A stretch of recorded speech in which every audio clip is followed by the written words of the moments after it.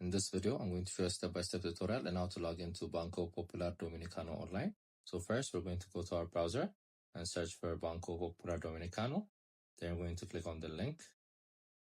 Then as you can see, this is their official website, but since it's in a different language, you can translate it to the language we want, which is English. So once it's going to translate, we're going to click on Access.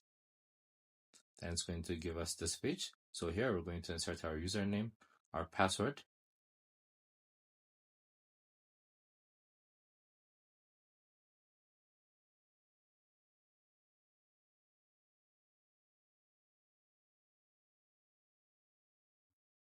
So once we write that, it's going to allow us to log in.